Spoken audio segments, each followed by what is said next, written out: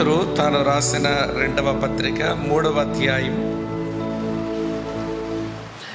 17-18 వచనాలు ఇలా ఉన్నాయి. ప్రియులారా, మీరు ఈ సంగతులు ముందుగా తెలుసుకొని ఉన్నారు గనుక మీరు నీతి విరోధుల తప్పు బోధల వలన తొలగింపబడి మీకు కలిగిన స్థిర మనస్సును విడిచి పడిపోకుండా కాచుకుని ఉండుడి. మన ప్రభువును రక్షకుడైన యేసుక్రీస్తు అనుగ్రహించు కృపయందును జ్ఞానమందును అభివృద్ధి పొందుడి. ఆయనకు ఇప్పుడును యుగాంత దినము వరకును మహిమ కలుగునుగాక. ఆమెన్. అందరూ ఆమెన్ చెప్తారా? ప్రియులారా, ఈ 2 వచనాలను ఆధారంగా చేసుకుని ఒక 4 వర్తమానాలు నేను మీకు చెబుతాను. ఈ ఉదయకాలం ఒక ఉపోద్ఘాతం వినండి. దేవుడు నేరుగా తన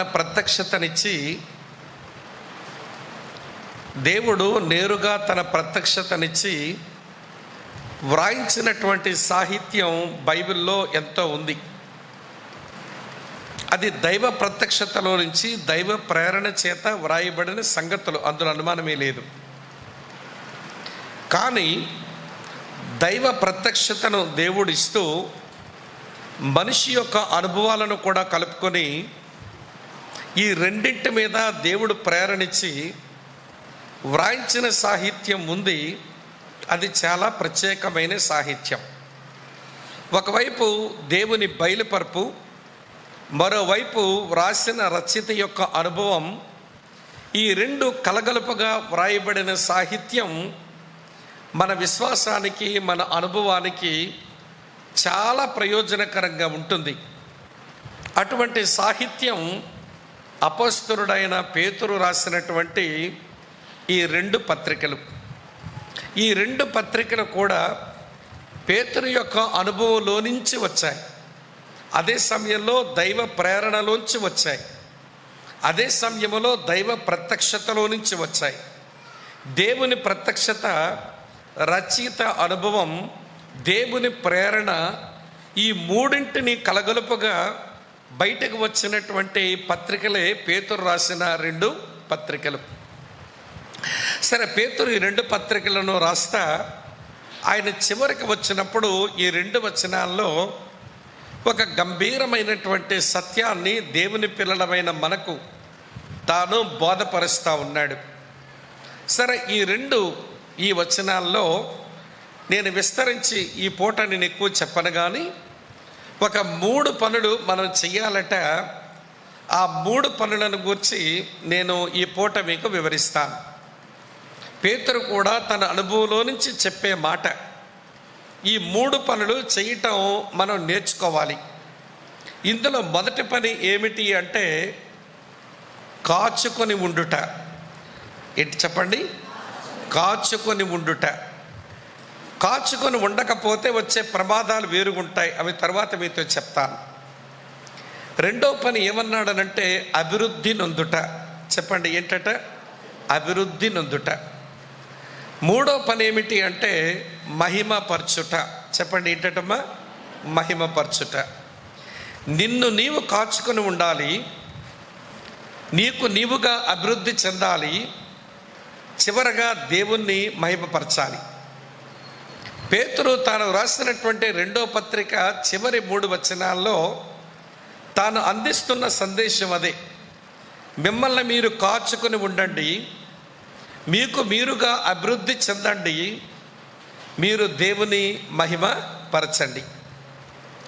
ఈ 3 పనులు మీరు చేయకపోతే మీరు సరైనటువంటి భక్తి విధానంలో సాగుతున్న దేవుని పిల్లలు అని మీరు అనిపించుకోలేరు.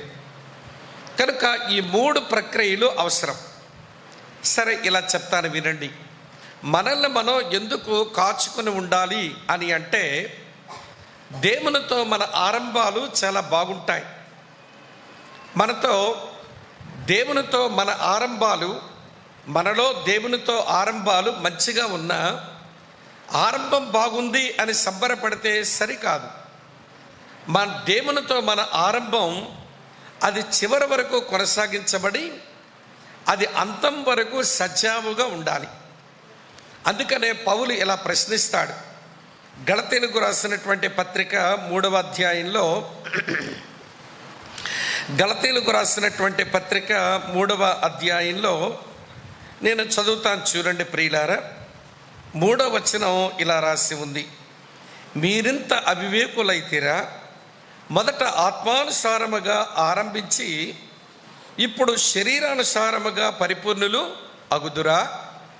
అంటే కొంతమంది ఆరంభం చాలా ఆత్మానుసారంగానే ఉంటుంది, కానీ వారు ముగింపుకు వచ్చినప్పుడు వారు శరీర సంబంధులుగా ముగిస్తారు. ఆరంభం బాగుంది కానీ అంతం బాగోలేదు. అందుకనే బైబిల్లో కొంతమంది వ్యక్తులను దృష్టిలో ఉంచుకొని ఒక మాట ఇలా చెప్పచ్చు. కొంతమంది ఆరంభములో ప్రవక్తలే కానీ అంతానికి వచ్చినప్పుడు సోదిగాళ్ళైనారు. ఆరంభములో వారు చాలా ఆత్మీయులే కానీ చివరకు వచ్చినప్పుడు వారు శరీర సంబంధులుగా ముగించబడ్డారు. ఎందుకు ఇట్లా అయిపోయినారు వీళ్ళంటే, తమను తాము కాచుకొని ఉండక, తమను తాము కాపాడుకోలేక, నేను నా కొద్ది విశ్వాస జీవితంలో ఎరుగుదును, నాతో కలిసి భక్తిని ఆరంభించిన వారు చాలా బాగా ఆరంభించారు. దేవుణ్ణి ప్రేమించారు, దేవుని వాక్యాన్ని ప్రేమించారు, దేవుని సేవలో పాలుపంపులు పొందారు, దేవుని మహిమ కొరకు జీవించుదాం అనుకున్నారు. కానీ చివరకు వచ్చినప్పుడు వారి జీవితం చాలా విచారకరమైన పరిస్థితుల్లో మిగిలిపోయింది. కారణం ఏంటనంటే, తమను తాము కాచుకొని ఉండక, తమను తాము జాగ్రత్తగా కాపాడుకోక, ఆ స్థిర మనస్సును వారు పోగొట్టుకొని వారు భ్రష్టులైనటువంటి వారు క్రైస్తవ సమాజంలో చాలామందిని నేను ఎరుగుదను. సరే, ఇక్కడ అపోస్తలుడైన పేతురు అంటున్నాడు చూడండి, మీకు కలిగిన స్థిర మనస్సును విడిచి పడిపోకుండా కాచుకొని ఉండండి అన్నాడు. కాచుకొని ఉండకపోవడం చేత భ్రష్టులైనటువంటి వారు కొంతమంది ఉన్నారు లేఖనంలో. వారిని ముందు చూపించి పేతురు ఈ మాట ఎందుకు చెప్పాడో కొంత అనుభవాన్ని నేను మీకు జ్ఞాపకం చేస్తాను. వినండి చాలా ప్రియులారా ఈ మంచి మాటలు. అబ్రహాము మంచి దైవ ప్రత్యక్షత కలిగిన వాడు. అబ్రహాము మంచి ప్రార్థనాపరుడు. అటువంటి అబ్రాముతో పాటు లోతు అనబడిన అతని సహోదరుని కుమారుడు కూడా కలిసి ఉండేవాడు. అలా అబ్రాముతో కలిసి ఉన్న కారణం చేత దైవ ప్రత్యక్షతను ఎరిగి, దేవునికి ప్రార్థించడాన్ని ఎరిగి, వీటికి మించి అతను దేవుని చేత నీతిమంతునిగా తీర్చబడినటువంటి మంచి అనుభవమే తాను కలిగిన వాడు. ఏమీ అనుమానమే లేదు. ఆయన లోతు నీతిమంతుడా అంటే ఓఎస్, లోతు నీతిమంతుడు అని బైబిల్ చెప్తుంది. అతనికి దైవ ప్రత్యక్షత ఉందా? లేకపోతే ఎలా దేవుని నమ్ముతాడు? దేవునికి ప్రార్థించుకునే అలవాటు ఉందా? లేకపోతే నీతిమంతుడిగా ఎలా కొనసాగించబడతాడు? కనుక నీతిమంతునిగా తీర్చబడి దైవ ప్రత్యక్షతలు పొంది దేవునికి మంచిగా ప్రార్థన చేసుకునే ఈ లోతు యొక్క జీవితం చివరకు వచ్చేసరికి ఎంత విచారకరమైన పరిస్థితికి పోయింది అని అంటే, ప్రియుల తన మట్టుకు తాను ఏదో రక్షించబడగలిగినాడు కానీ అతని ఇంట్లో ఉన్న తన భార్యతో కలుపుకొని, తన పిల్లలతో కలుపుకొని ఒక్కరినంటే ఒక్కరిని పరలోక రాజ్యానికి సిద్ధపరచుకోలేకపోయాడు. అతని కుటుంబంలో 9 మంది కుటుంబ సభ్యులు ఉన్నారు. ఒక్కరంటే ఒక్కరు నీతిమంతులు కాలేదు, ఒక్కరంటే ఒక్కరు దేవుని విశ్వాసములోకి రాలేదు. వాళ్ళందరూ నాశనం అయిపోయినారు. ప్రియులారా, ఇతని ఆరంభం మంచిదే, అబ్రహాముతో ఆరంభం మంచిది, కానీ సొదొమతో తన ముగింపు చాలా చెడ్డదైపోయింది. నా మాటలు అర్థమవుతున్నాయా? అబ్రహాముతో అతని ఆరంభం చాలా మంచిగానే ఉంది, కానీ సొదొమలో తన ముగింపు చాలా భ్రష్టు పట్టింది. ఆ కారణం చేతనే ప్రియులారా పేతురు రాశాడు ఆయన గురించి. మీకు కొరకు చదువుతాను చూడండి. పేతురు రాసిన 2వ పత్రిక 2వ అధ్యాయం. పేతురు రాసిన 2వ పత్రిక 2వ అధ్యాయం నేను చదువుతాను చూడండి ప్రియులారా, 7-8 వచనాలు. దుర్మార్గుల కామ వికారయుక్తమైన నడవడి చేత బహుబాధపడిన నీతిమంతుడగు లోతును తప్పించెను. ఆ నీతిమంతుడు వారి మధ్యను కాపురముండి తాను చూచిన వాటిని బట్టియు విన్న వాటిని బట్టియు వారి అక్రమమైన క్రియల విషయములో దినదినము నీతిగల తన మనస్సును నొప్పించుకొనుచు వచ్చెను. గమనిస్తున్నారా? ఇక్కడ లోతును పేతురు ఆత్మచేత ఏమని రాశాడంటే నీతిమంతుడు అనే మాట రాశాడు. నిజమే, విశ్వాసము ద్వారా దేవుని కృపచేతనే ఏ పాపైనా నీతిమంతుడు అవుతాడు. ఇక్కడ లోతు కూడా విశ్వాసము ద్వారా దేవుని కృపను బట్టి నీతిమంతునిగా మారాడు. దేవునికి స్తోత్రం.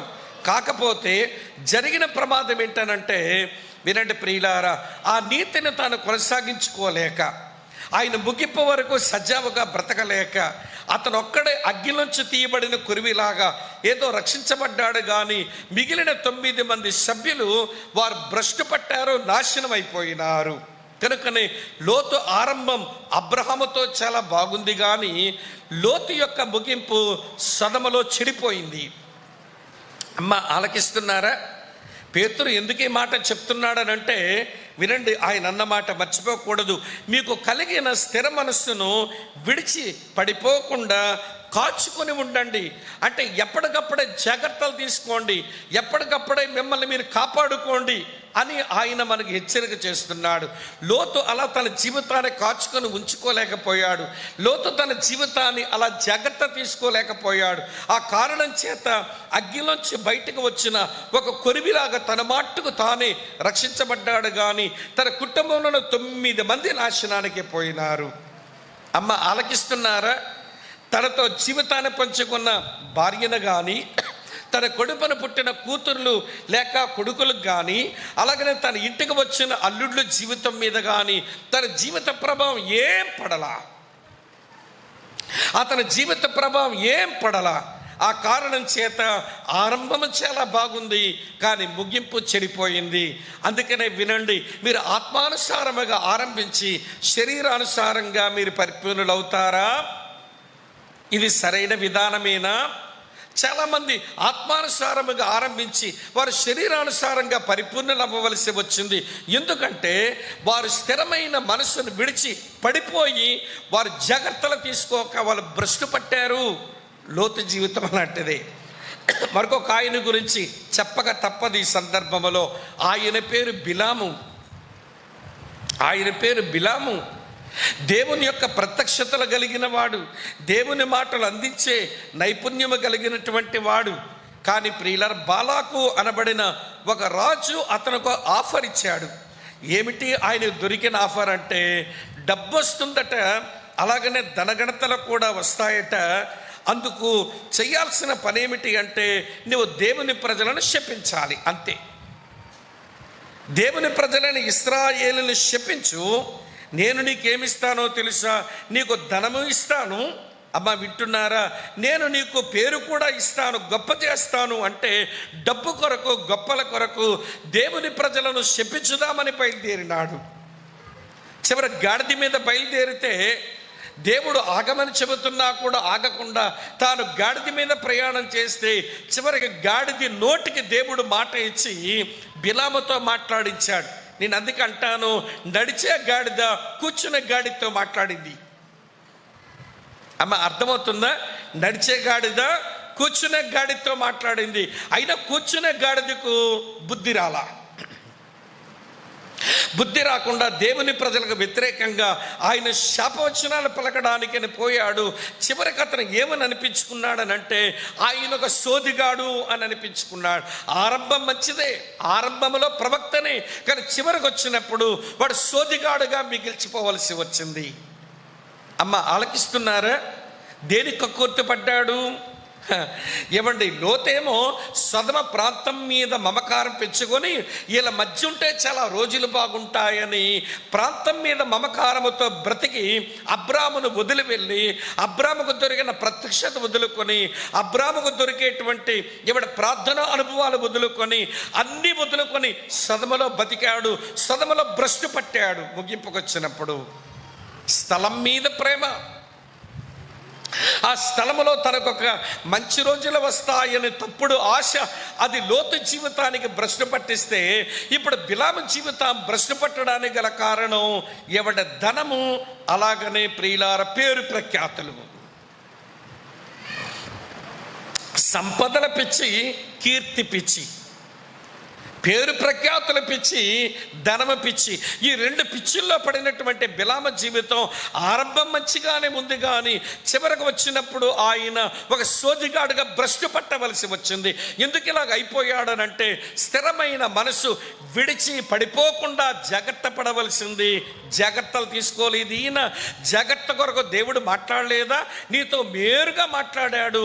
మాటలు రాని ఒక పశువు గాడిద కూడా నీతో మాట్లాడింది, అయినా ఈ గాడిదకి బుద్ధి వచ్చి చావలా. అమ్మ ఆలకిస్తున్నారా? ఎందుకో పేతురు సలహా ఇవ్వాల్సి వచ్చింది. ఓ క్రైస్తవులారా, ప్రభువునందు విశ్వాసం ఉంచి భక్తి చేస్తున్న వారులారా, వినండి. దేవునిలో మీకున్న స్థిర మనసును విడిచి పడిపోకుండా మిమ్మల్ని మీరు కాచుకోండి. కొంతమంది దేవుని దగ్గరకు వస్తారు, దేవునిలో స్థిరమైన మనసును కలిగి ఉంటారు, కానీ వారు కాచుకొని ఉండక వారు ముగింపుకు వచ్చినప్పుడు భ్రష్టులైపోతారు. ఇప్పుడు ఇద్దరు వ్యక్తుల గురించి చెప్పాను. ఒక ఆయన గారు లోతు, మరొక ఆయన గారు బిలాం. బైబిల్లో నూతన నిబంధనలో ఒక ఆయన గురించి చెప్పి, ఇప్పుడు పేతురు ఎందుకు కాచుకుని ఉండమన్నాడో, అసలు కాచుకుని ఉండకపోవడం వల్ల తనకు తగిలిన దెబ్బలేంటో ఒక రెండన్నా మీతో చెప్తాను రండి. పౌలు తిమోతికి వ్రాసినటువంటి 2వ పత్రిక 4వ అధ్యాయం చదువుతున్నాను చూడండి. 10వ వచనం ఇలా రాసింది. 4:10 చదువుతున్నాను చూడండి. దేమ ఇహలోకమును స్నేహించి నన్ను విడిచి తెస్సలోనికకు వెళ్ళెను, క్రిస్కే గలతీకు తీతు దల్మతీకును వెళ్ళిరి అని రాసి ఉంది. ఇక్కడ దేమ గురించి చూడండి ఏమన్నాడు. దేమ ఇహలోకమును స్నేహించి నన్ను విడిచిపెట్టి వెళ్ళిపోయాడు. నాతోనే వచ్చాడు, సువార్త పనిలో నాతో కలిసి ఉండవలసిన వాడు, నాతో కలిసి సువార్త పనిలో పరుగులు పెట్టవలసిన వాడు లోకమును స్నేహించి నన్ను విడిచిపెట్టి వెళ్ళిపోయాడు. దేమ ఆరంభం పౌలుతో చాలా బాగుంది, కానీ అది ముగింపుకు వచ్చినప్పుడు అది భ్రష్టు పట్టింది. ఎందుకు ఇట్లా అయిపోయినాడు దేమ అంటే, దేవునిలో తనకున్న స్థిర మనసును విడిచి పడిపోకుండా తన గురించి తాను కాచుకుని ఉండలేదు. అమ్మ ఆలకిస్తున్నారా మీరు? ఒక ఆయనకేమో ప్రాంతం మీద మమకారం, మరొక ఆయనకేమో ఏమంటే కనకం మీద, కీర్తి మీద మమకారం, మరొక ఆయనకేమో లోకం మీద మమకారం. దేవునిలో తను కలిగి ఉండవలసిన స్థిర మనస్సును విడిచి ఈ రోజున వారు అంతములో భ్రష్టులుగా కనబడడానికి అది కారణమైపోయింది. నేను చాలామంది క్రైస్తవులను ఎరుగుదును. నా కొద్ది క్రైస్తవ అనుభవంలో ఆరంభంలో ఎంత బాగున్నారు. ఆరంభంలో తినడానికి మా ప్రాంతంలో ఒక పెద్ద ఆయన గురించి చెప్పుకుంటారు. అతను ఎంత బాగా సేవ చేసేవాడనంటే, వింటున్నారా మీరంతా? ఏమండి, ఎక్కడో దొరికిన తోటకూడ కాడలు తీసుకుని ఏదో నీళ్ళలో మరిగించేసుకొని ఏదో ఉప్పు వేసేసుకొని తిని ఆ గుమ్మం మీద ఆ గుమ్మం మీద ఆ గుమ్మం మీద పడుకొని ఎంత గొప్ప సేవ చేశాడండి ఆయనని. ఆయనకు చాలా గొప్ప పేరు ఉండేది. నేను ప్రభువుని నమ్మిన తొలి రోజుల్లో ఆయన వైపు చూడడానికే భయపడేవాడిని నేను, ఎంత గొప్ప సేవకుడు ఈయన అని. కానీ రోజులు పెరుగుతున్న కొలది, వినండి ప్రియులారా, ఆయనకి కొన్ని వాటి మీద మమకారాలు పెరిగినాయి. ఆ కారణం చేత ఆ స్థిర మనస్సును విడిచి పడిపోయిన పరిస్థితి వచ్చినప్పుడు తను జాగ్రత్తగా చూసుకోలేని కారణం చేత డబ్బుతో, పేరు ప్రఖ్యాతులతో, లోక సంబంధమైన ప్రేమలతో అతని జీవితం భ్రష్టు పట్టగా సేవకుడుగానే చలమనవుతున్నాడు. కానీ విచారకరమైన పరిస్థితి ఏంటో తెలుసా? దేవుడు తనతో లేడు అని అనిపించడానికి ఎన్నో రుజువులు బయట కనబడుతున్నాయి. మీరు ఎక్కడ ఉన్నారా? బిగుసుకుంటున్నారేంటి? రిలాక్స్డ్గా వినండి విషయాన్ని. అమ్మ అర్థమవుతున్నదా? ఏమండి, దేవుని యందు మనకున్న స్థిర మనసును విడిచి పడిపోకుండా మన గురించి మనమే చాలా జాగ్రత్తగా కాచుకొని ఉండాలట. వినండి, ఇలా మీతో చెప్తాను. నాచు బాగా పట్టినటువంటి ఒక స్థలంలో మీ వాష్రూమో లేక ఎవరింటికి వెళ్ళారు, బాత్రూమ్ నాచు పట్టేసింది, కాలు జారుతుంది అనుకోండి, ఇష్టం వచ్చినట్టుగా నడుస్తారు. అక్కడ నడిచి చూడండి, నడ్డిరిగిపోద్ది మీకు. ఎందుకంటే నాచు పట్టేసింది, కనబడుతుంది, కాలు వేస్తుంటే కూడా జారిపోతుంది. అప్పుడు మీరు ఎలా వేస్తారు? అడుగులు ఆచి తూచి అడుగులేస్తారు. కాలు జారిపోతుందేమని భయపడుతూనే ఎంత త్వరగా అక్కడి నుంచి వెళ్ళిపోదామని ఆరాటపడతాం. అంత జాగ్రత్త ఉందే నీ నడ్డి గురించి. నీ దిక్కుమాల నడ్డిరిగిపోతుందేమని అంత జాగ్రత్త పడుతున్నామే.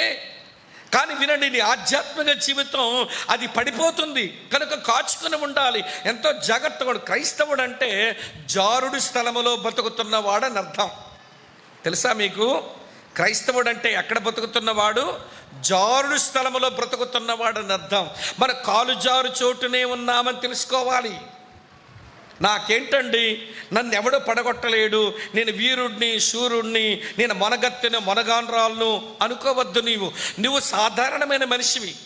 దేవుని కృపచేత నీ అందరి విశ్వాసం చేత రక్షించబడ్డావు. కానీ ఏ మనిషి కంటే నువ్వు గొప్ప కాదు. అనేకులను పడగొట్టిన లోకమే నిన్ను పడగొట్టగలదు. అనేకులను కింద పడేసినటువంటి కీర్తి పిచ్చే నిన్ను పడగొట్టేయగలదు. అనేకులకు పట్టిన డబ్బు పిచ్చే, ఆ పిచ్చి నిన్ను భ్రష్టు పట్టించగలదు. ఏదో దాని మీద మమకారం నిన్ను పడగొట్టే శక్తి సామర్థ్యాలు వాటికి ఉన్నాయి. ఎవరికంటే నువ్వు అధికుడువు కాదు, నువ్వు అధికరాలువు కాదు. మనమంతా కాలు జారు చోటునే ఉన్నాము. జాగ్రత్త లేని వారు పడతారు, వాళ్ళ పాటు చాలా పెద్ద పాటు అవుతుంది. అమ్మ ఆలకిస్తున్నారా? సరే, ఇంతకీ బైబిల్లో కనబడుతుంది ప్రభువునందు స్థిర మనస్సు విషయమై జాగ్రత్త పడనటువంటి వారు స్థిర మనస్సును విడిచి పడిపోయిన పరిస్థితులు వచ్చినాయి. దానికి ఉదాహరణ లోతు కనబడుతున్నాడు. దానికి ఉదాహరణ వినండి, బిలామ కనబడ్డాడు. దానికి ఉదాహరణ దేమా కూడా కనబడ్డాడు. వీరు ప్రభువునందు స్థిర మనస్సును విడిచి వాళ్ళు పడిపోయారు. కారణం, వారు తాము కాపాడుకోలేకపోయారు, తాము కాచుకుని ఉండలేకపోయారు, తమ విషయమే తాము జాగ్రత్త తీసుకోలేకపోయారు. సరే, ఆ ఉదాహరణ మనకు అర్థమైనాయి. పౌలన్న పేతురన్న చెప్పిన మాట మనకు అర్థమైంది. సరే, మరి పేతురన్న మనకెందుకు హెచ్చరిక చేస్తున్నాడనంటే, మనకి అదే ప్రమాదం ఉంది గనక, ఆయన అదే ప్రమాదములోకి వెళ్ళాడు గనక, తను కూడా అదే ప్రమాదంలోనికి వెళ్ళాడు గనక. వినండి ప్రియమైన స్నేహితులారా, పేతురు జీవితంలో కొన్ని ప్రమాదాలు చెప్తాను. పేతురు జీవితంలో కొన్ని ప్రమాదాలు చెప్తాను. అతను కాచుకొని ఉండక, సరిగా ఆలోచించగా, జాగ్రత్తలు తీసుకోక పడ్డాడు. మామూలు పాటు కాదండి పేతురు పడిన పాటు. దేవుని యొక్క విశేష కనికరం, యేసు ప్రభు చేసిన ప్రార్థన ఎవడి పేతురుకున్న కారణం చేత మళ్ళీ స్థిరపరచబడి పునరుద్ధరించబడి దేవుని కొరకు వాడబడగలిగినాడేమో. కానీ యేసే ప్రార్థనే లేకపోతే, యేసు ప్రభువే పునరుద్ధరించకపోతే, యేసు ప్రభువే లేవనెత్తకపోతే, పేతురు గురించిన పెద్ద విషయాలు ఆలోచించడానికి బైబిల్లోనే ఏమి ఉండకపోను, ఆయన సంగతే మనకు తెలియకపోను. అమ్మ ఆలకిస్తున్నారా? సరే, ప్రభు తన కొరకు చేసిన ప్రార్థన, ప్రభు తనకు అందించిన సందేశము, ప్రభు తన పునరుద్ధరించిన విధానం ఆ తర్వాత చూద్దాం. కానీ పేతురుకు వచ్చినటువంటి ప్రమాదం ఏంటి? ప్రభువునందు స్థిర మనస్సును విడిచి పడిపోయే ప్రమాదాలు తనకి ఏమొచ్చినాయి? కాచుకొని ఉండకపోవడం వల్ల దెబ్బతిన్నాడు. ఎలా దెబ్బతిని అరుస్తున్నాడో చూపిస్తాను చూడండి. మత్తయి సువార్త 14వ అధ్యాయం. మత్తయి సువార్త 14వ అధ్యాయం చూడండి మిత్రులారా, మంచి మాట. మత్తయి సువార్త 14వ అధ్యాయం చదువుతున్నాను చూడండి. 30వ వచనం. గాలిని చూచి భయపడి మునిగిపోసాగి ప్రభువా నన్ను రక్షించమని కేకలు వేశాను. కనబడిందా మీకు? ఏమండి, గాలిని చూచి భయపడి మునిగిపోసాగి ప్రభువా నన్ను రక్షించమని కేకలు వేశాను.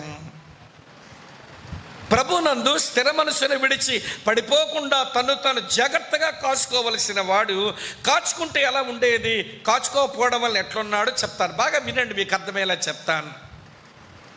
ప్రభు అయిన యేసు ఎట్లా చెప్పినారు, మీరు అవతల ఒడ్డుకి వెళ్ళండి గల్లీ సముద్రంలో, తరువాత నేను వస్తాను అని చెప్పి ఆ 12 మంది శిష్యుల్ని ఆయన పంపించి ఆయన మాత్రం కొండెక్కి ఆయన ప్రార్థన చేసుకుంటున్నాడు.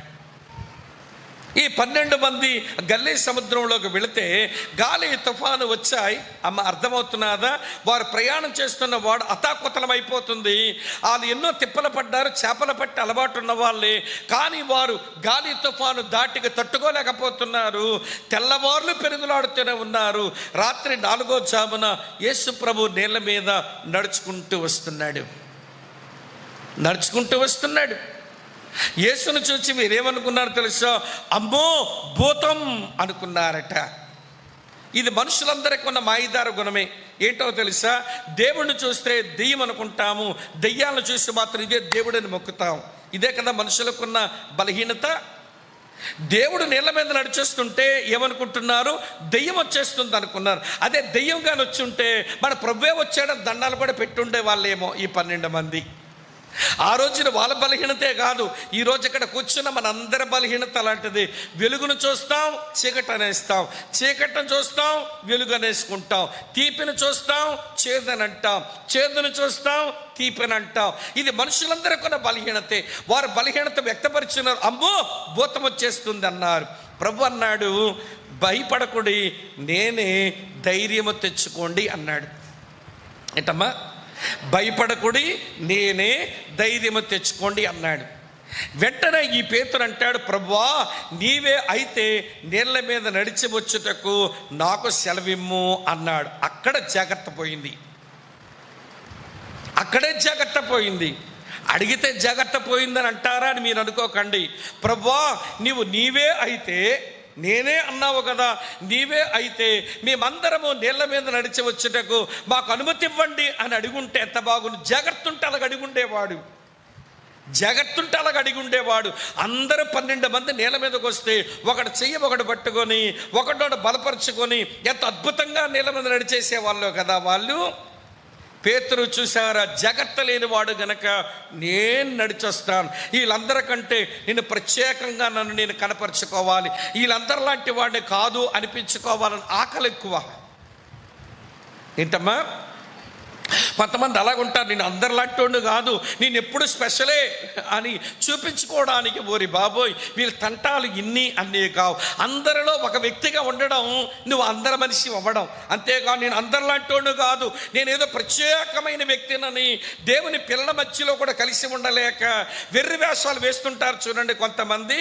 అమ్మో వీళ్ళు చాలా ప్రమాద పంచునుంటారు, వీళ్ళు జారే చోటునే ఉంటారు. సరే ప్రభు అనుకున్నాడు, సరే బాబురా నీ నులుపు కట్టిస్తాను అనుకున్నాడేమో అనిపిస్తుంది నాకు. బాగా ముదిరిందిగా నీకు పిలక, వినండి కత్తిరిస్తానరా అనుకున్నాడేమో ప్రభు. సరే రా అన్నాడు. అనగానే పేతురు నడుస్తున్నాడు, నీళ్ళ మీద నడుస్తున్నాడు. నడుస్తూ ఉంటే నేను ఆలోచిస్తున్నాను, నాకున్నటువంటి కొన్ని బైబిల్ వ్యాఖ్యానాలు చూస్తే వెనకాలంలో షౌట్ చేస్తున్నారట, ఒరే మన పేతురన్న ఈ నీళ్ళ మీద నడుస్తున్నాడు, చప్పట్లు కొట్టండి ఒకసారి అందరూ. మీరు కాదమ్మా, అక్కడ మీరు కాదు, ఎవడో చెప్పుంటాడు, ఒరే మన పేతురన్న ఈ నీళ్ళ మీద నడుస్తుంటే ఊరుకున్నారు, కొట్టండిరా చప్పట్లు అని అంటే చప్పట్లు అందరూ కొడుతుంటే పేతురు ఎట్లా చూసి, పేతురా మజాకాలరా, నేను మీలాంటి వాడు అనుకుంటున్నారు, ఇప్పుడు స్పెషలే నేను అని మళ్ళీ 2 అడుగులు వేయగానే మరొకరు ఎవరైనా ఉంటారు, ఒరే పేతురన్న ఇలాంటోడు నీళ్ళ మీద నడుస్తుంటే మన యేసయ్యలాగా ఉత్తి చప్పట్లతో వదిలేశారేంట్రా, దేవుని గట్టిగా స్తోత్రం చెప్పండి ఏమంటే అని చెప్పి విజలు కొట్టండి అని అరుచుంటారు. మొత్తానికి అందరూ అరుస్తుంటే పేతురు కొంచెం అనుమానం వచ్చింది, ఇంతకిది నేనేనా, ఇవి నీళ్ళేనా? ప్రభు మీద స్థిరమైన మనసు ఉన్నప్పుడు ప్రభు వైపు అలా చూస్తూ నీళ్ళ మీద నడుస్తున్నాడు. ఆ స్థిరమైన మనసును పడగొట్టేటువంటి గొప్పల మెప్పులు వెనకాల వినబడుతుంటే అవన్నీ ఆలోచించి అనుమానానికి వెళ్ళిపోయి, నేనేనా, ఇవి నీళ్ళేనా, నేను నడవడం ఏంటి నీళ్ళ మీదని యేసయ్య మీద నుంచి దృష్టి నీళ్ళ మీద పెట్టాడు. మునిగిపోయి ఇప్పుడు కేకలేస్తున్నాడు, ప్రభువా నేను నశించిపోతున్నాను, రక్షించవా, ప్రభువా నేను మునిగిపోతున్నాను, నశించిపోతున్నాను, రక్షించవా. ప్రభు చేరువనే ఉండి అల్ప విశ్వాసి ఎందుకు సందేహపడ్డావని లేపినాడు కానీ లేకపోతే పేతురు జీవితం అప్పుడే అయిపోయి ఉండేది. నేను ఈ మాట మీకు ఎందుకు చెప్పాల్సి వచ్చిందో తెలుసా? క్రైస్తవులతో చెప్తున్నాడు, క్రైస్తవులారా నా చివరి మాటలు వినండి, నా చివరి మాటలు బాగా వినండి. యేసుక్రీస్తునందు మీరు కలిగి ఉన్న స్థిర మనసును విడిచి పడిపోకుండా మీ మట్టుకు మీరే జాగ్రత్త వహించండి, మిమ్మల్ని మీరు కాచుకొని ఉండండి. నేను తిన్నాను దెబ్బ, ప్రభు మీద నుంచి నా చూపులు మరల్చాను. వెనకాల గొప్పలకు ఎక్కడో నా హృదయం వంగిపోయింది. ఆ కారణం చేత నేను జారిపోయి పడ్డాను. ఆనాడు నా ప్రభు చెంతన ఉండి లేపాడు, సరిపోయింది. కానీ లేకపోతే అప్పుడే నా బతుకైపోయి ఉండేది. ప్రియమైన అక్క, చెల్లి, తమ్ముడన్నా వినండి. ఆరంభంలో దేవుని యందు విశ్వాసం బాగా ఉంచావు, కానీ అంతవరకు జాగా కొనసాగించుకోవాలి. ఆత్మానుసారంగా ఆరంభించి శరీరానుసారంగా మీరు పరిపూర్ణులు అవుతారా?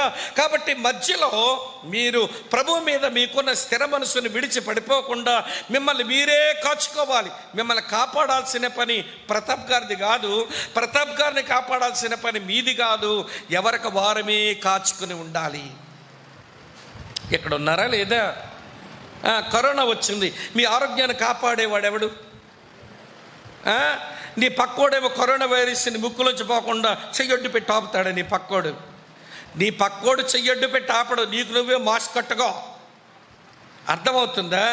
నీకు నువ్వుగా శానిటైజర్ రుద్దుకో, నీకు నువ్వుగా సోషల్ డిస్టెన్స్ మెయింటైన్ చేయి, నీకు నువ్వుగా జాగ్రత్తలు వహించంతే. కానీ నేను తరచూ చెప్పేవాడిని, ఈ లాక్డౌన్ సీజన్లో నీ ఆరోగ్యం కాపాడుకోవడం నీదే బాధ్యత, నీ ఆధ్యాత్మిక జీవితం కాపాడుకోవడం కూడా నీదే బాధ్యత.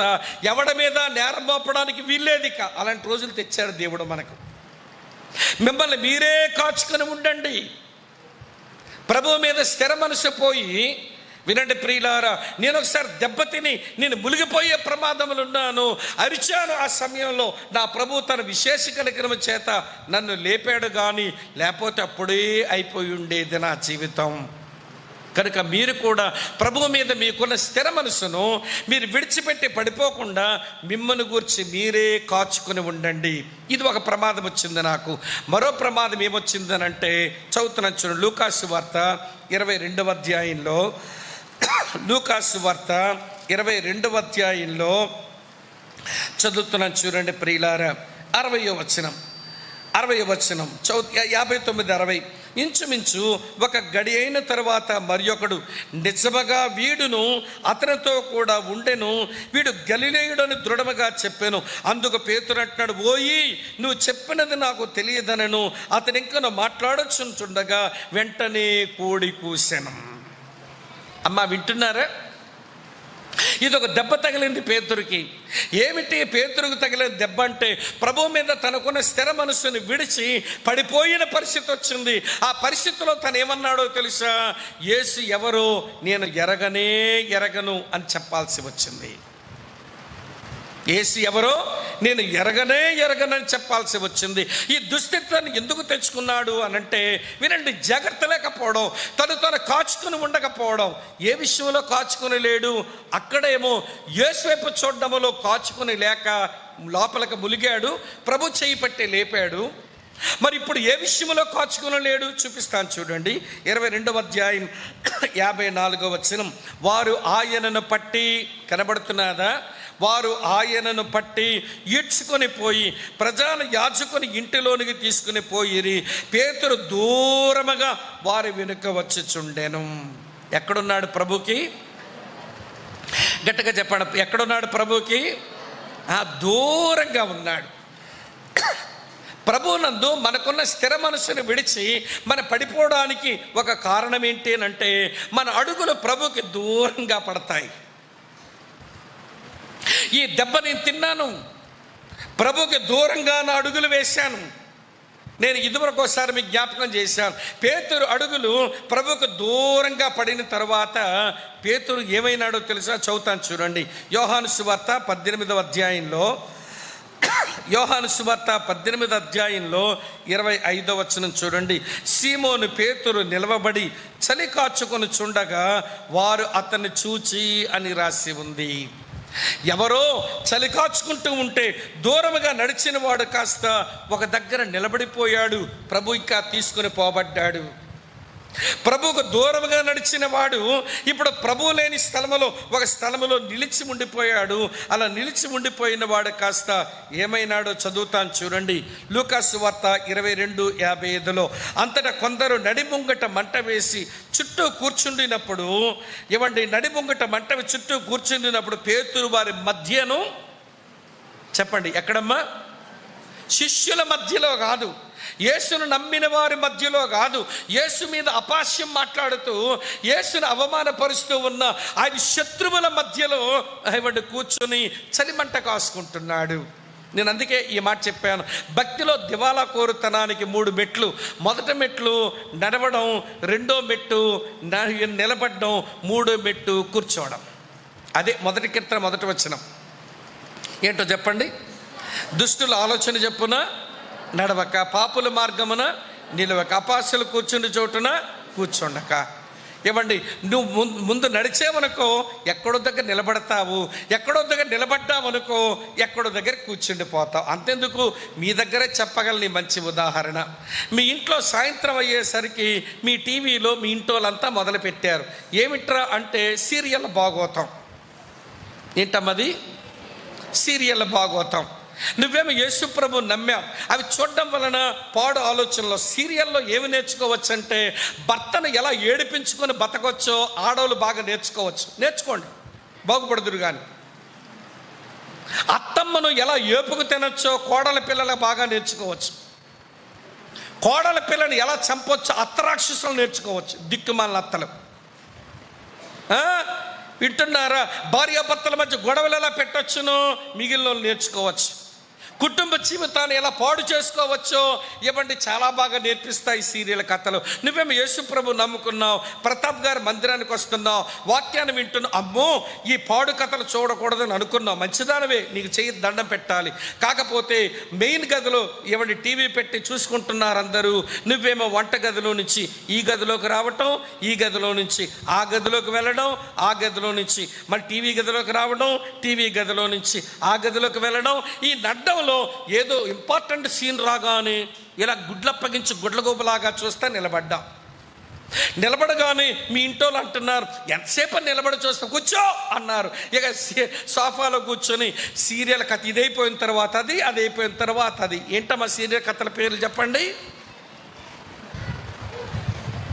తెలీదా మీకు? దొంగ మొక్కలు మీకెందుకు తెలియదు? ఏమంటే ఈ పేర్లు చెబితే వీడు పట్టుకొని ఏపుకు తింటాడని మీరు చెప్పడం లేదంతే. అవునా కదా? చెప్పండి. మీకు తెలియదు, అబద్ధం చెప్పకండి. తెలీదా అండి మీకు? నేను మాట మీకు ఎందుకు చెప్తున్నానంటే ముందు దేంతో మొదలెట్టావు? మాట్లాడండి. నడక. తర్వాత దేని దగ్గరకు వచ్చావు? నిలబడ్డం తర్వాత ఎక్కడికి వచ్చావు?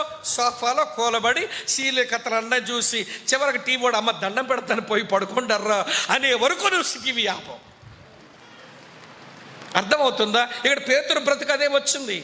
ప్రభువు మీద తనకున్న స్థిర మనస్సును విడిచి పడిపోయే ప్రమాదం ఉంటుందని తను కాచుకుని ఉండలేక ప్రభువుకు దూరంగా నడిచినోడు కాస్త చలిమంటోల దగ్గర నిలబడినోడు కాస్త అపాసుకుల మధ్య కూర్చుంటే ఇప్పుడు అతను బతుకునే వచ్చిందంటే, హే నువ్వు యేసు ప్రభువుతో ఉన్నవాడు కదంటే ఆయన ఎవడో నాకు తెలియదు. ప్రభు ముందే చెప్పారు, సీమోను సీమోను సాతాను జల్లెడ్లో వేసి మిమ్మల్ని జల్లించగోరుతున్నాడు, నీ విశ్వాసం పోకుండా నేను నీ కొరకు ప్రార్థన చేస్తున్నానని ప్రభు చెప్పాడండి. చూపిస్తాను చూడండి. ఇక్కడే లూకాసు వార్త 22వ అధ్యాయంలో లూకాసు వార్త 22:31 చూడండి. సీమోను సీమోను, ఇదిగో సాతాను మిమ్మును పట్టి గోధుమల వల్ల జల్లించుటకు మిమ్మల్ని కోరుకొనును గాని నీ నమ్మిక తప్పిపోకుండానట్లు నేను నీ కొరకు వేడుకుంటుని నీ మనసు తిరిగిన తర్వాత నీ సహోదరులను స్థిరపరచుమని చెప్పాను. పేతురు, నేను నీ కొరకు ప్రార్థన చేస్తున్నానయ్యా, నీ విశ్వాసం పోకుండా ప్రార్థన చేస్తున్నాను. నీవు మళ్ళీ మనసు స్థిరపరచుకున్న తర్వాత నీ సహోదరులను నువ్వు బలపరచాలి అని నీ కొరకు నేను ప్రార్థన చేస్తున్నాను. ఆలోచిస్తున్నారా? ఒకసారేమో ప్రభువు వైపు చూస్తూ బతకాలి అనే ఒక ఆధ్యాత్మిక నియమం విషయంలో స్థిరమైన మనసు లేక అతని ప్రియులారా పడిపోయిన వాడుగా ఉన్నాడు. ప్రభు చెయ్యి పట్టి లేవనెత్తాడు. ఈసారి ప్రభు అయిన యేసు ఎవరో ఎరగను అని చెప్పి ముమ్మారు బొంకే ఈ ప్రమాదంలో పడ్డాడు. ఇందుకు గల కారణం ప్రభుతో కలిసి నడవలసిన వాడు నడవక ఈ ప్రమాదం తెచ్చుకున్నాడు. కానీ ప్రభు ప్రార్థించడం వలన మళ్ళీ పునరుత్థానుడైన తర్వాత ఆ స్త్రీతో అంటున్నాడు, అమ్మా నువ్వు గల్లేకి వెళ్ళి చెప్పు నేను తిరిగి లేచానని నా శిష్యులకు చెప్పన్నాడు. శిష్యులు అంటే అందులో పేతురు ఉన్నాడా లేదా? ఉంటాడుగా మరి. కానీ మరి ప్రభు అంటాడు నా శిష్యులకు చెప్పు అన్న తర్వాత నా పేతురు కూడా చెప్పు అన్నాడు. ఎందుకో తెలుసా? ఈ పేతురు కుమిలిపోతున్నాడు. నాకు దూరంగా నడిచాడు, నిలకూడని స్థలంలో నిలిచాడు, కూర్చోకూడని స్థలంలో కూర్చున్నాడు, చెప్పకూడని మాటలు నన్ను గూర్చి నేను ఆయన ఎరగనని ముమ్మారు బొంకాడు, నేను నా ప్రేమ చూపులు చూడగానే హృదయంలో సంతాపపడి ఏడ్చాడు. కనుక ప్రత్యేకంగా మెసేజ్ శిష్యులందరికీ చెప్పండి, కానీ ఆ పేతురుకు చెప్పండి, నేను తిరిగి లేచానని. దేవునికి స్తోత్రం చెబుదామా? మీకు అర్థమవుతుంది ఆ విషయం? వినండి. అందుకే పేతురు అంటున్నాడు, నేను దెబ్బతిన్నాను, జారే చోట్లో నన్ను నేను ఎలా కాచుకుని ఉండాలో తెలియక 2 గట్టి దెబ్బలు తిన్నాను. ఈ ప్రమాదం మీరు తెచ్చుకోకండి. ఏంటమ్మా? ఈ ప్రమాదాన్ని మీరు తెచ్చుకోకండి. కాబట్టి మీరు ప్రభువునందు మీరు కలిగి ఉన్న స్థిర మనసును విడిచి మీరు పడిపోకుండా మిమ్మల్ని మీరు చాలా జాగ్రత్తగా చూసుకోండి. చరిత్రలో చాలామంది అట్లా పడిపోయినారు. ఆరంభం మంచిదే, అంతంలో వారి పరిస్థితి బాగోలేదు. ఏమండి, లోతు పరిస్థితి అట్లయింది, బిలామ పరిస్థితి అట్లయింది, దేమా పరిస్థితి అట్లయింది, నా పరిస్థితి కూడా అట్లనే వచ్చింది. కానీ దేవుడు తన విశేష కనికరం చేత నన్ను తిరిగి పునరుద్ధరించాడు. కాబట్టి క్రైస్తవులారా, మీరు ప్రభువునందు మీరు కలిగి ఉన్న స్థిర మనసుని విడిచి పడిపోకుండా మిమ్మల్ని మీరు కాచుకోండి. వినండి, ఇప్పుడు మీతో చెప్తాను. ఈ రోజున ప్రభు మీద మీకు కలిగిన స్థిర మనసు ఏమిటి? ఒకవేళ స్థిర మనసు మీకుంటే మీరు జారుడు స్థలంలోనే ఉన్నారని, కాలు జారు చోటనే బ్రతుకుతున్నారని ఎరుగుదరా? ఎరిగితే మీ గురించి మీరు తీసుకోవలసిన జాగ్రత్తలు ఏం తీసుకుని బతుకుతున్నాము? ఎటువంటి ప్రతికూలమైన పరిస్థితులు వచ్చినా యేసు మీద నుంచి నా దృష్టి తొలగకూడదు, ఎటువంటి పరిస్థితులు వచ్చినా క్రీస్తుకు నేను దూరం కాకూడదు అనేటువంటి కాచుకొని జాగ్రత్త పడేటువంటి ఈ అనుభవం మన దగ్గర ఉందా? లేకపోతే ఆరంభంలో నువ్వు ఆత్మానుసారువే, కానీ ముగింపులో శరీర సంబంధంగా ముగిస్తావు. ఆరంభంలో నువ్వు ప్రవక్తవే, కానీ అంతంలో సోదిగాడిగా మిగిలిపోతావు. ఆరంభంలో నువ్వు ఆత్మీయ తల్లివే, చివరకు వచ్చినప్పుడు భ్రష్టురాలుగా మిగిలిపోతావు. ఈ మాట మీరు దయతో మనసులో పెట్టాలి అని నేను మీకు మనవి చేస్తున్నాను. పేతురు ఎవడి ముక్కుసూటిగా చెప్తున్నాడు, ప్రభు అయిన యేసునందు మీరు కలిగి ఉన్న స్థిర మనసును విడిచి పడిపోకుండా మిమ్మల్ని మీరే చెప్పండి ఏం చేయవలెను? కాచుకొనవలెను. ఇది మొదటి మాట.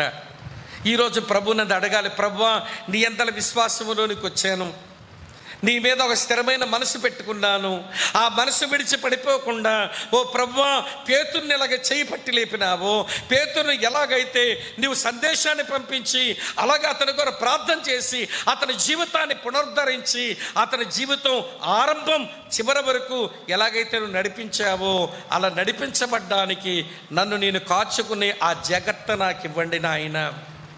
నేను కాలు జారు చోటునే ఉన్నానని, నేను జారిపోయే చోటులోనే ఉన్నానని, ఇవ్వండి మెలకువ కలిగి బ్రతకడం నా నేర్పించమని ఈ ఉదయకాలపు కూడికలో మన ప్రభువుని అడగాల్సి ఉందని నేను మీకు మనవి చేస్తున్నాను. రండి, రెండో సంగతి చెప్తారు. మొదటి మాట కాచుకుని ఉండండి. రెండో మాట ఏంటి? ఏంటమ్మా? అభివృద్ధి చెందండి కదా. ఇలా మీతో చెప్తాను, బాగా వినండి. అభివృద్ధి చెందండి. జీవమున్నది అభివృద్ధి చెందుద్దా? జీవము లేనిది అభివృద్ధి చెందుద్దా? అంతే కదమ్మా. మన ఇంట్లో ఫ్లవర్ వాజ్ ఉంటుంది. ఫ్లవర్ వాజ్ అంటే పువ్వులు అలాగే కాయలతో ఉండేటువంటి ప్లాస్టిక్ ఫ్లవర్ వాజ్ ఉంటుంది. దీంట్లో ఏమైనా అభివృద్ధి ఉంటుందా? నిన్న ఎలా ఉందో ఈరోజు అలాగే ఉంటుంది, ఈరోజు ఎలా ఉందో చెప్పండి రేపు అలా ఉంటుంది. కాకపోతే కొంచెం దుమ్ము పట్టుద్ది అంతే. అంతకంటే పెద్ద కొత్త ఆకు వస్తుందా దీనికి? మాట్లాడండి. కొత్త కాయ ఏమైనా వస్తుందా దీనికి? నిన్న ఎట్లుందో ఈరోజు అలా. కానీ బయట ఉన్న ఆ చెట్టు నిన్న ఉన్నట్టు ఈరోజు ఉండదు. ఏదో కొత్త చిగురు, ఏదో కొత్త తొడుగు, ఏదో కొత్త ఆకు, ఏదో కొత్త మొగ్గ, ఏదో కొత్త పువ్వు, ఏదో కొత్త కాయ, ఏదో కొత్త పండు ఆ చెట్టుకు వస్తుంది. దానికి ఒకే ఒక కారణం, దానికి జీవం ఉంది, దీనికి ఏమి లేదు, జీవం లేదు. క్రైస్తవుడు అంటే జీవమున్న వాళ్ళు. మీరెవరు చెప్పండి? జీవమున్నవారు. మొదటి యోహాను పత్రిక 5:12 దానికి రుజువు ఉంది, చూపిస్తాను రండి. మొదటి యోహాను పత్రిక 5:12 చూడండి, ఇలా రాసి ఉంది, దేవుని కుమారుని అంగీకరించువాడు జీవము గలవాడు, దేవుని కుమారుని అంగీకరింపనివాడు చెప్పండి జీవము లేనివాడే. యేసు దేవుని కుమారుడని మనం అంగీకరించినందున మన జీవము కలిగిన వారము. యేసు దేవుని కుమారుడు అంగీకరించిన వారు జీవము లేని వారే. అమ్మ చెల్లి వింటున్నారా? వినండి, నా వైపు చూస్తా. కనుక జీవం ఉన్నది అభివృద్ధి చెందుతుంది, జీవము లేనిది అభివృద్ధి చెందదు.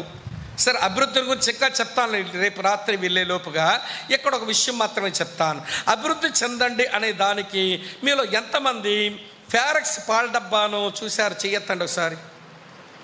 అమ్మ, ఫారెక్స్ పాల డబ్బా ఎంతమంది చూశారు చెప్పండి నాకు. ఓకే, ఆ ఫారెక్స్ పాల డబ్బా మీద ఒక పిల్లాడి బొమ్మ ఉంటుంది. ఆ పిల్లాడి బొమ్మ ఎట్లుంటుంది? ముందు ఎట్లుంటాడు? పడుకుని ఉన్నాడు. పడుకున్నాడు ఎట్లున్నాడు? కూర్చున్నాడు. కూర్చున్న పిల్లాడు ఎట్లున్నాడు? ఏదో ఆనుకున్నాడు. ఆనుకున్న పిల్లాడు ఎట్లున్నాడు? నిలబడ్డాడు. నిలబడినోడు ఎట్లున్నాడు? నడిచాడు. ఇదేంటనంటే అభివృద్ధి. అంటే ఫారెక్స్ పాల డబ్బా వాడు ఏమని చెప్పాడో తెలుసా? వినండి, మా పాలు కానీ మీ పిల్లాడికి పెడితే అంచెలంచెలుగా వీడు అభివృద్ధి చెందుతాడు. అంచెలంచెలుగా మీ పిల్లాడు అభివృద్ధి చెందుతాడు అని బైబిల్లో కూడా వినండి. పాల డబ్బా సంగతి ఏమో కానీ తర్వాత వచ్చింది, కానీ బైబిల్లో అభివృద్ధి ఇలానే ఉంది. వరుసగా చెప్తాను వినండి. మన యేసు ప్రభు నమ్మిన తర్వాత, మారు మనసు పొందిన తర్వాత మొదటి అనుభవం వినండి. పుట్టిన పిల్లాడు ఎక్కువసేపు చేసే పని ఏంటో చెప్పండి. ఎక్కువసేపు ఏడిపోయినా తమ్ముడా చెప్పండి. పుట్టిన పిల్లాడు ఎక్కువసేపు ఏం చేస్తాడు చెప్పండి? ఎంతసేపు పాలు తాగడమేనమ్మా? ఏమైనా మీరు అసలు చూస్తున్నారు పిల్లల్ని? అప్పుడే పుట్టిన పిల్లలు ఏం చేస్తారు తమ్ముడు? ఎక్కువసేపు పడుకుంటాడు. సరే, ఏడవడని చెప్పడం లేదు, ఆకలి అయితే ఏడ్చాడు, అమ్మ పాలు పెట్టింది, ఏం చేస్తాడు వీడు? పాలు తాగి ఎక్కువసేపు నిద్రపోతాడు. దేవునిలో పుట్టినటువంటి ప్రతి వారు కూడా ముందు చేయవలసిన పని ఏంటో తెలుసా? దేవునిలో పడుకోండి ముందు. మీకు అదే రాదు, చేత కాదు మీకు. ఈరోజు యేసు ప్రభు నమ్మాడో లేదో సాక్ష్యం చెప్తాడంటే వీడి సాక్ష్యం తగలబెట్ట బయలుదేరిపోతాడు బయటికి. ఒరే నడవద్దురా బాబు, అప్పుడే పరిగెత్తొద్దే తల్లి, అప్పుడే ముందు పడుకోవడం నేర్చుకోవే బాబు అంటే మేము సాక్ష్యం చెప్తుంటే పాస్టర్ గారు కుళ్ళండి, మేము అభివృద్ధి చెందిపోతామని ఇతగాడికి మత్సరం అండి, అందుకే వెళ్ళివ్వడం లేదండి, వెళ్ళొద్దని ఆపేస్తున్నాడని మా బోటలు అనుకుంటారు. ఒరే బాబు, ముందు పరిగెత్తకూడదు, ముందు నువ్వు నడవకూడదు, ముందు నిలబడకూడదు, ముందు నువ్వు కూర్చోకూడదు. ముందు నువ్వు చేయాల్సిన పని ఏంటో తెలుసా? పడుకో. అదే ప్రభు చెప్పిన మాట. మత్తయి సువార్త 11వ అధ్యాయం 28వ వచనం. ఇదేనా ఇక్కడ రాసిందా? మత్తయి 11:28. ప్రయాసపడి భారం మోసుకొనిచున్న వారులారా నా యొద్దకు రండి, నేను మీకు ఏమిస్తును? విశ్రాంతిని ఇత్తును. తర్వాత ఏమన్నాడు? మీరు నా యొద్దకు రండి, అప్పుడు మీ ప్రాణములకు ఏమి దొరుకును? విశ్రాంతి దొరుకును. ముందు దేవుని దగ్గరకు వచ్చి విశ్రాంతి తీసుకో. నీ చింత, నీ భారము, నీ విచారాలు వింటున్నారా? మీకున్న ఒత్తిళ్ళన్నీ యేసే దగ్గర పెట్టేయండి. లేకపోతే మీరు బీపీలతో బాధపడతారు. దేంతో బాధపడతారు? ఏం బీపీ? మీరు ఒక రక్తపోటు అనుకుంటున్నారేమో. మీకు ఒక బీపీ తెలుసు, నాకు ఇంకో 3 బీపీలు తెలుసు. రక్తపోటు శరీరంలో ఉన్న బీపీ, అది వదిలేసేయండి. మరో బీపీ ఏంటో తెలుసా? భర్తపోటు వీళ్ళకి ఉంటుంది. ఇది వీళ్ళకి వచ్చే బీపీ, ఆడవాళ్ళకి వచ్చే బీపీ. వీళ్ళకి తక్కువ ఉందా? వీళ్ళకో బీపీ వస్తుంది. దీని పేరేంటో తెలుసా? భార్యపోటు. అమ్మగారు ఊరుకుంటారా? ఇంటికి రాగానే ఎదురింటి సుబ్బారావు గారు చూశారా, అడగగానే కాసులు పేరేశారు, అడగగానే కంచిపట్టు చీర తెచ్చారు, అడగగానే వడ్డానం తెచ్చారు, మీరు ఉన్నారు ఎందుకు? నేను అరపే కట్టుకున్నాను నిన్ను, నేను అరపే కట్టుకున్నాను నిన్ను. సుబ్బారావు గారు అయితే ఎంత బాగున్నో. నీ దిక్కుమాలిన పోలిక. ఇతగాడు చచ్చిపోతాడు. ఇంటికి వస్తే ఏం పోటు? భార్య పోటు. సరే, ఇప్పుడు వీళ్ళిద్దరికి మరో పోటు ఉంటుంది. అదేంటో తెలుసా? బిడ్డల పోటు. వీళ్ళు చెప్పినట్టుగా ఉండరు, సరిగా చదువుకోరు, డబ్బులు ఖర్చు పెట్టిస్తుంటారు, ఏడిపిస్తారు. అమ్మా నాన్నలకు బిడ్డల పోటు, భర్తలకేమో భార్యల పోటు, భార్యలకేమో భర్తల పోటు, అన్ని పోట్లు కలిస్తే రక్తపోటు. ఇవన్నీ వదులుకోవాలంటే యేసయ్య దగ్గరకు వచ్చి ముందు విశ్రాంతి తీసుకో. ఇక్కడ ఉన్నారా లేదా? ముందు నువ్వు అభివృద్ధి చెందాలనంటే, నువ్వు బాగా ఎదగాలనంటే ముందు చేయాల్సిన పని ఏంటో తెలుసా? Take rest. దేవునిలో విశ్రాంతి తీసుకో. చింతలు, బాధలు, విచారాలు, ఐహిక విచారాలు అన్నీ ఉంటాయి మనుషులు అన్నాక. అవన్నీ దేవునికి అప్పగించి, ప్రభువా నేను నీ బిడ్డనయ్యాను, నా చింత యావత్తు నీ మీద వేస్తున్నాను, నువ్వే చూసుకో, నాకు విశ్రాంతిని దయచేయని దేవునిలో విశ్రాంతి తీసుకోవాలి. విశ్రాంతి తీసుకున్న తర్వాత నెమ్మదిగా కూర్చో. పడుకున్న పిల్లాడు ఇప్పుడు ఏమయ్యాడు? మాట్లాడండి అమ్మా. నెమ్మదిగా కూర్చో, అమ్మ ఒడిలో కూర్చోవాలి. ప్రియులారా, మనం కూడా కూర్చోవడం నేర్చుకోవాలి. ఈ రెండో సంగతి ఎక్కడ కూర్చోవాలట? నేను చదువుతాను చూడండి. పరమగీతం 2వ అధ్యాయంలో ఈ మాట మీ కొరకు చదువుతాను. పరమగీతం 2వ అధ్యాయం చదువుతున్నాను చూడండి ప్రియులారా. ఇలా రాసి ఉంది 3వ వచనం. అడవి వృక్షములలో జల్దర వృక్షం ఎట్లుండునో పురుషులలో నా ప్రియుడు అట్లున్నాడు. ఆనందభరితనై నేనతని నీడను ఏం చేస్తని కూర్చుంటిని. అతని నీడను కూర్చుంటే అతని ఫలము నా జివ్వకు మధురం. అతనిచ్చిన ఫలము నీ నాలుకకు భలే రుచిగా ఉంటుంది. అమ్మ ఆలకిస్తున్నారా? అతని నీడను కూర్చోవడం నేర్చుకోవాలి. అతని నీడను కూర్చోవడం అంటే ఆయన చెప్పే సూచనను వినడం, అతను చెప్పే బోధ వినడం. ఇదే లూకాసు వార్త 10వ అధ్యాయం 38, 39 వచనాలలో మరియమ్మ చేసిన పని. మరియ ఉత్తమమైన దానిని ఏర్పరచుకొనెను అని అన్నాడే. ఏమిటా ఏర్పరచుకున్న ఉత్తమమైనదంటే ఆయన నీడలో కూర్చుంది. ఏమండి, ఆయన నోటి ఫలమును వింటుంది, అనుభవిస్తుంది, దేవుని సూచనలు సంపాదిస్తుంది.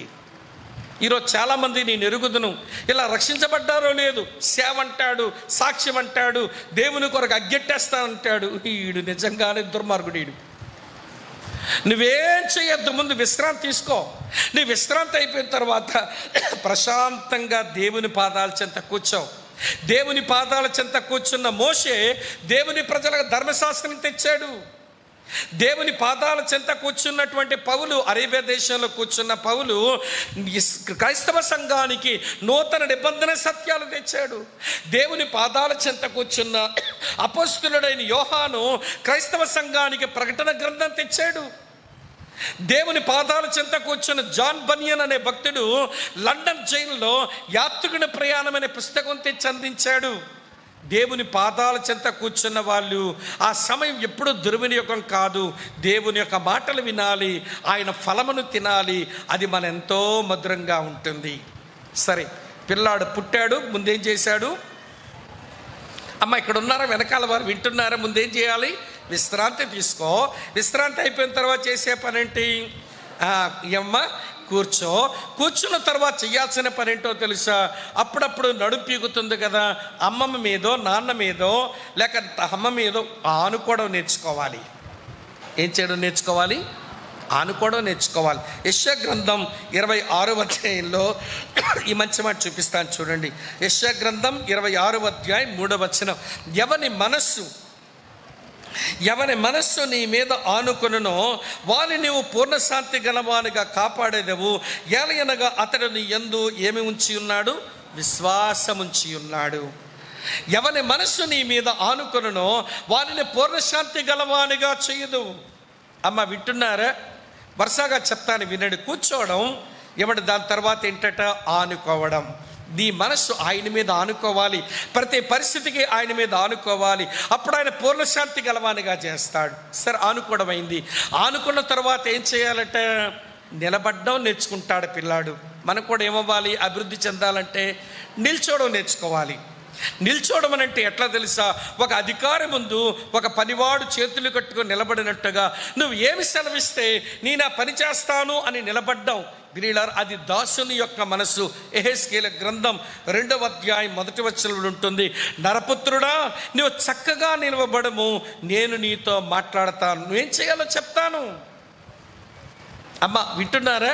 అర్థమవుతుందా? నిలబడ్డం అనగా దేవుని ఆజ్ఞలు తీసుకోవడం, దేవుని పనిని అర్థం చేసుకోవడం కొరకు వినండి. నిలబడ్డం తర్వాత మరొక సంగతి చెప్తాను వినండి. పిల్లాడు నిలబడిన తర్వాత వాడు నడవడం మొదలు పెడతాడు. నిలబడ్డం తర్వాత ఏం నేర్చుకున్నాడు? నడవడం నేర్చుకున్నాడు. క్రైస్తవ జీవితం అంటేనే నడకతో పోల్చబడింది. ఆగిపోయిన వాడు నిజ క్రైస్తవుడు కాదు. కూలు పడిపోయినాడు వాడు నిజమైన క్రైస్తవుడు కాదు. స్తంభించిపోయినాడు క్రైస్తవుడు కాదు. మన పత్రికలన్నింటిలో కూడా మనం చూస్తాము, మీరు పిలువబడిన పిలుపుకు తగినట్టుగా నడవండి, ప్రేమ కలిగిన వారై నడవండి, దేవుని సంతోషపెడుతూ నడవండి, మీరు ఐకమత్యం కలిగి నడవండి, వినండి, మీరు వెలుగు సంబంధులుగా నడవండి, మీరు మర్యాదగా నడవండి, మీరు జ్ఞానము కలిగి ఇలా ఎన్నో నడకలు ఉన్నాయి బైబిల్లో. అది క్రైస్తవ జీవితం అన్నమాట. అమ్మ అర్థమవుతుందా? మొదటి అనుభవం ఏంటి? నిద్రించాడు. తర్వాత అనుభవం ఏంటి? కూర్చున్నాడు. తర్వాత అనుభవం ఏంటి? ఆనుకున్నాడు. తర్వాత అనుభవం ఏంటి? నిల్చున్నాడు. తర్వాత అనుభవం ఏంటి? నడిచినాడు. నడిచిన తర్వాత ఏం చేయాలంటే పరిగెత్తాలి. ఏంటమ్మా? నడిచిన తర్వాత ఏమవ్వాలి?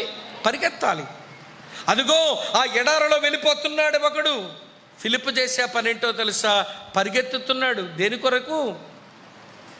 ఆ నపుంసకుడు సువార్త చెప్పడానికి ఆ గాజ ఎడారిలో పరిగెత్తుతున్నాడు. వినండి ప్రియమైన స్నేహితులారా, దేవుని కొరకు పరుగులు పెట్టడం, దేవుని సువార్తను అందించడానికి పరుగులు పెట్టడం, అది మనకు ఒక మంచి అనుభవం. ఎన్నొచ్చాయి ఇప్పుడు మీకు అభివృద్ధి చెందడం అంటే ఏంటో చెప్తున్నాను. ఎలా అభివృద్ధి చెందాలో, ఏమేమి చేస్తే అభివృద్ధి చెందుతామో అది నేను తర్వాత చెప్తాను. కానీ ఇప్పుడు ఎక్కడి వరకు వచ్చాము? మనం పడుకోవడం దగ్గర మొదలు పెట్టాము, తర్వాత పరిగెత్తడం వరకు వచ్చాము.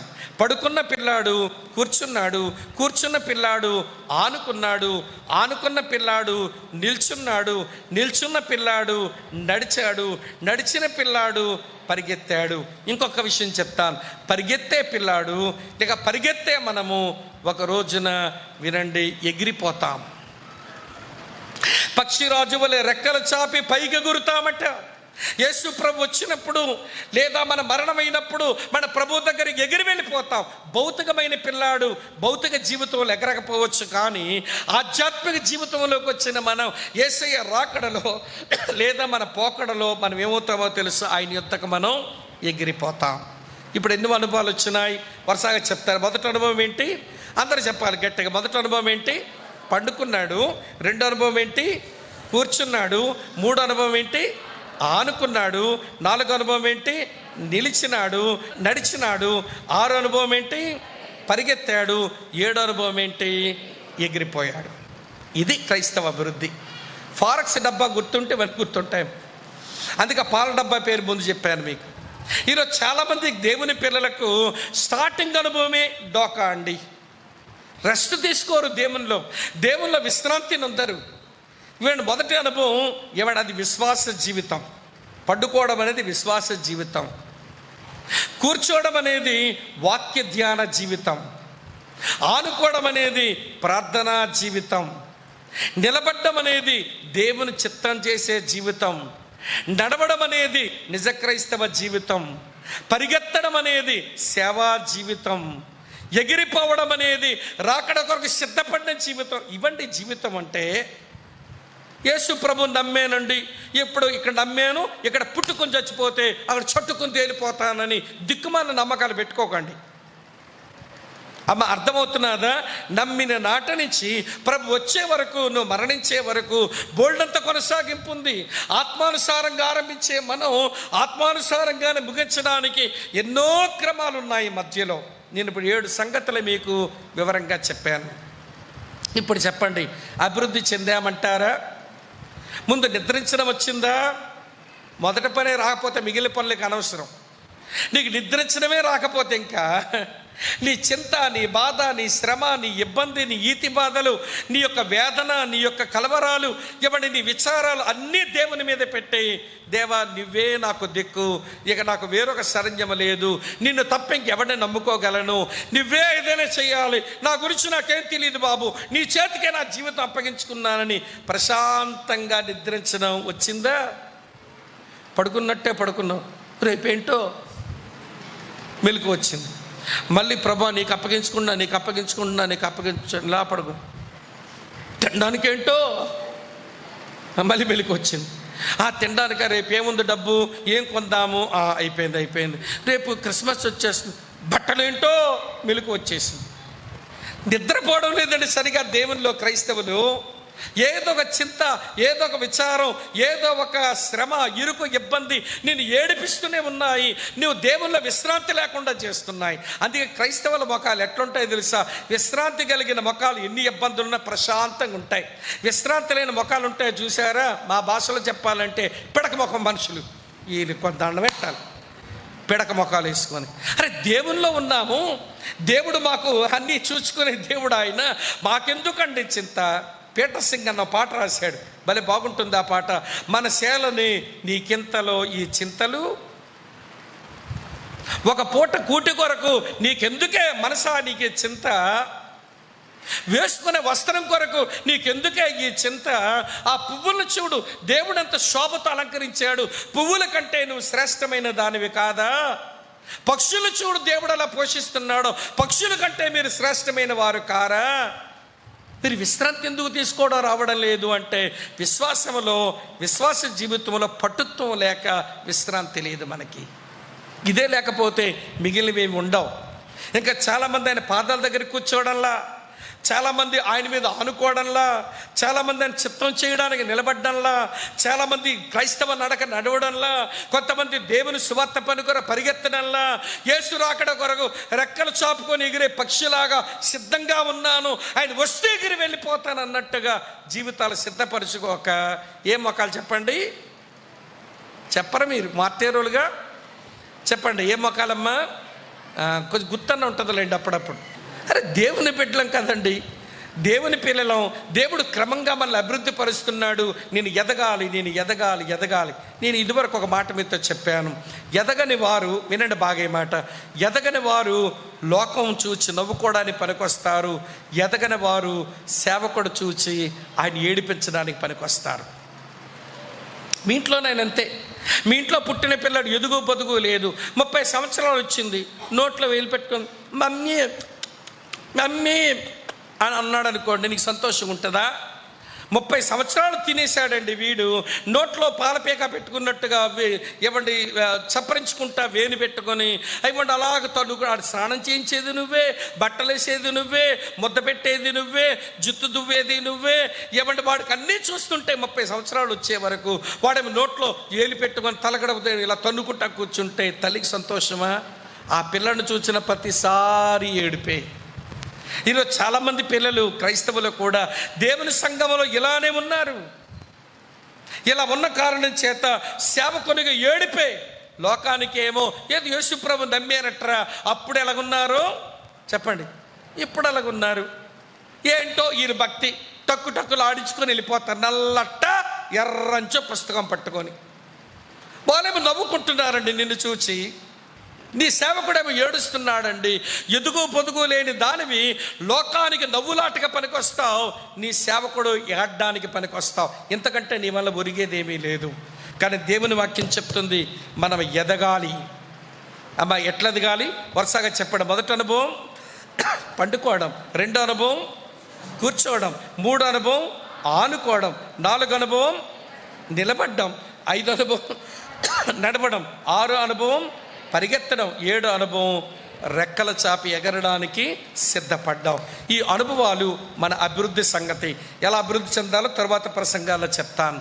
మొదటి మాట కాచుకొని ఉండండి, 2వ మాట అభివృద్ధి చెందండి, 3వ మాట చెప్పి నేను ముగిస్తాను. 3వ మాట ఏంటో తెలుసా?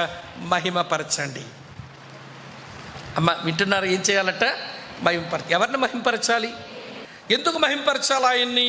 2-3 మాటలు చూపించి ముగిస్తాను. యెషయా గ్రంథం 43వ అధ్యాయం 8వ వచనం రండి, 7-8 వచనాలు చూడండి. తర్వాత మహింపరచడాన్ని గురించి విపులంగా నేను మీతో చెప్తాను. యెషయా గ్రంథం 43వ అధ్యాయం చదువుతున్నాను చూడండి ప్రియులారా. ఇలా వ్రాసి ఉంది 7వ వచనం, నా మహిమ నిమిత్తం నేను సృజించిన వారిని, నా నామం పెట్టబడిన వారందరినీ తెప్పించు. నేనే వారిని కలుగు చేసితిని, వారిని పుట్టించిన వాడను నేనే కలిగించాను గనక, నేనే పుట్టించాను గనక, నేనే నా పేరిచ్చాను గనక వారందరినీ నా దగ్గర తెప్పించు. వారందరూ చేయాల్సిన పని ఏంటో తెలుసా? వారు నన్ను మహిమపరచాలి. ఏంటమ్మా? వారు ఏం చేయాలి? వారు నన్ను మహిమపరచాలి.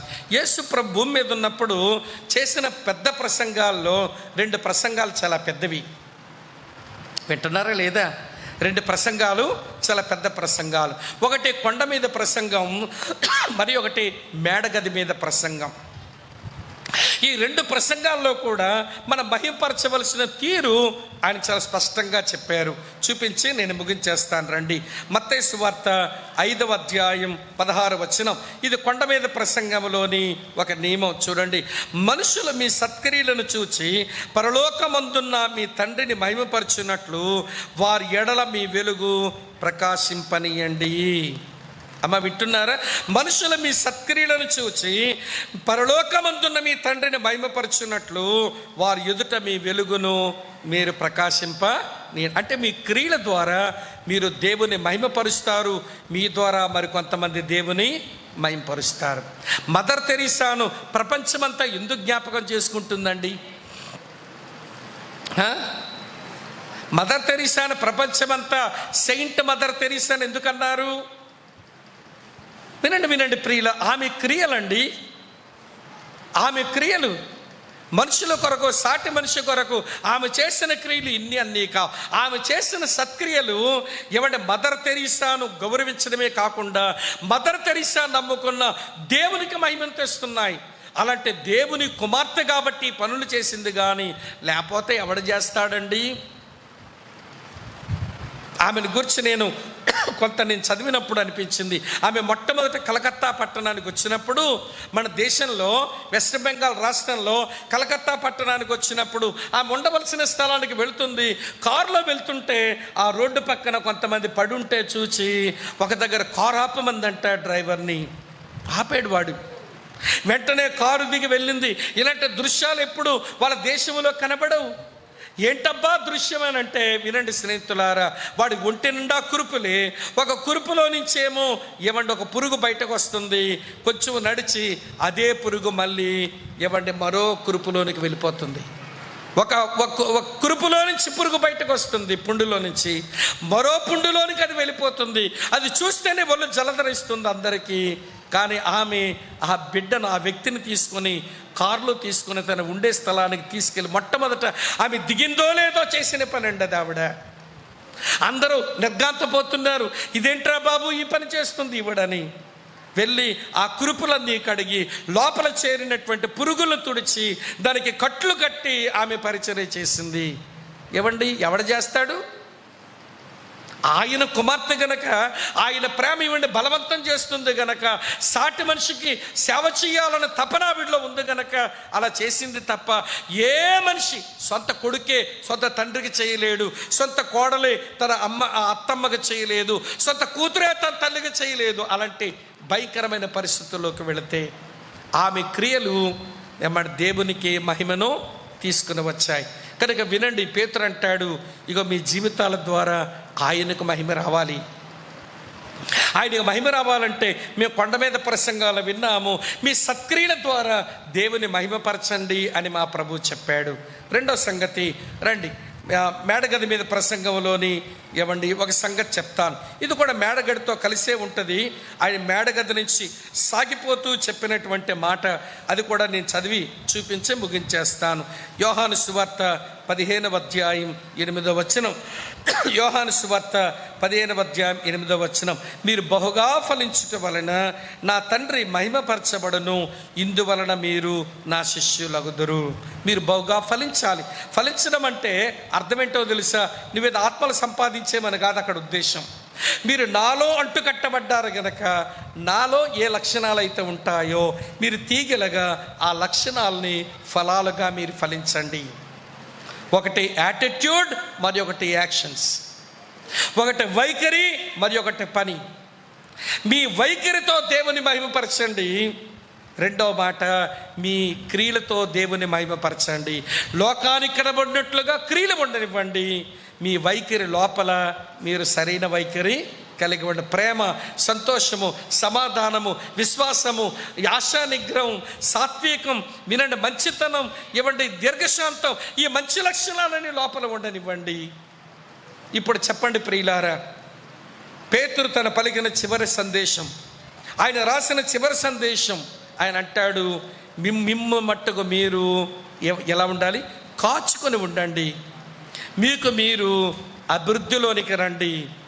మీరు దేవుని మహిమపరచండి. ఇక్కడ ముగించేస్తాను, వినండి.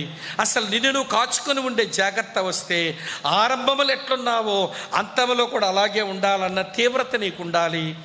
అలా అయినప్పుడు దేవుని వైపు నీ చూపులు, అలాగనే ప్రియులు దేవునితో నీ నడక ఎప్పుడూ జాగ్రత్తగా చూసుకోవాలి.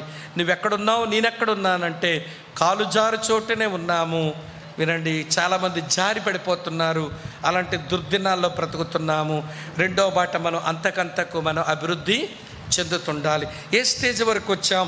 పండుకోవడం దగ్గర నుంచి యేసయ్య దగ్గర ఎగిరిపోవడం వరకు ఈ 7 అనుభవాల్లో ఏ అనుభవం వరకు వచ్చింది నీ అభివృద్ధి, అది నీకే తెలుస్తుంది. నీ సంగతిని గురించి, అలాగే నీ క్రియల ద్వారా, నీ వైఖరి ద్వారా నువ్వు దేవుని మహిమపరచాలి. వినండి అక్క, చెల్లి, తమ్ముడన్న, ఈ 3 విషయాలు జాగ్రత్తలు తీసుకో. రెండోది, అభివృద్ధి చెందు, దేవుని మహిమపరచు. ఇంతకంటే పెద్ద విషయాలేమి ఆ వచనంలో ఇవ్వండి. క్రియలుగా మనం ఆలోచించాల్సిన 3 విషయాలు. మనగట్టు మనం జాగ్రత్త లేకే పడిపోయాం. ఎంత బాగా అభివృద్ధి చెందాలో తెలియక, ఏ స్థాయి తర్వాత ఏ స్థాయిలోనికి నేను అభివృద్ధి చెందాలో తెలియక, ఏ స్థాయిలో ఉన్నామో కూడా తెలియక బతుకుతున్నాము. దేవుని మహింపరచడం ఎట్లనో తెలియడం లేదు. దీన్ని బట్టి నేను ఒక మాట చెప్పి ముగిస్తాను. మన జీవితం యొక్క సంకల్పం ఏంటో కూడా అర్థం కాకుండా ఏదో గాలికి పుట్టినట్టు, గాలికి పెరిగినట్టు మనం పెరగడం అది సరికాదు. ప్రేమ కలిగిన దేవుడు ఈ సంవత్సరం మార్టేలు వారికి ఈ 2 దినాల కూడికలు ఇచ్చి అంటున్నాడు, మిమ్మల్ని మీరే కాచుకొని చూసుకోండి, మీకు మీరుగా అభివృద్ధి చెందండి, మీరు మీ దేవుని మహిమపరచండి.